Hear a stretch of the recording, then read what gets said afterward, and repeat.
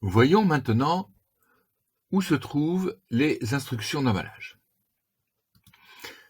Les instructions d'emballage se trouvent dans les colonnes de 8 à 14.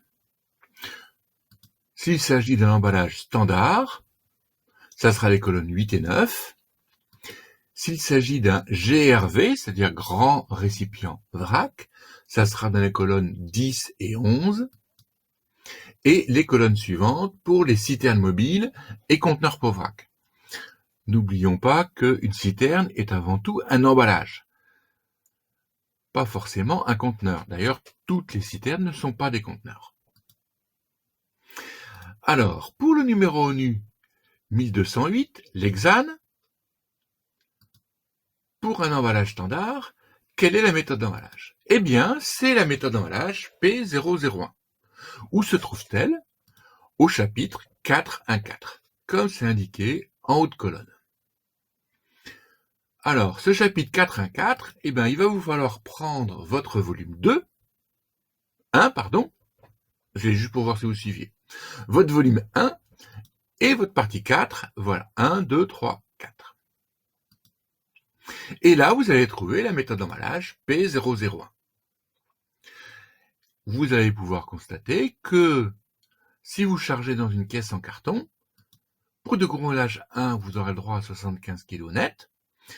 Pour de gros emballage 2, vous aurez le droit à 400 kg net. De la même façon, pour un emballage simple, un fût, vous voyez qu'un fût a dessus amovible, c'est-à-dire que s'il s'ouvre, le couvercle va sauter et tout va se déverser d'un seul coup, eh bien ça sera interdit pour du gros emballage 1, puisque c'est le produit le plus dangereux. Par contre, pour du gros emballage 2, on va vous autoriser à mettre 250 litres. Bien, ça c'était pour les emballages standards. Pour ce qui est des grands récipients vrac, toujours pour mon numéro ONU 1208, l'hexane, je vais dans la colonne 10 et je vois que c'est la méthode d'emballage IBC 02. Alors pourquoi IBC? Ça vient de l'anglais Intermediate Bulk Container, qui est la traduction en anglais de GRV.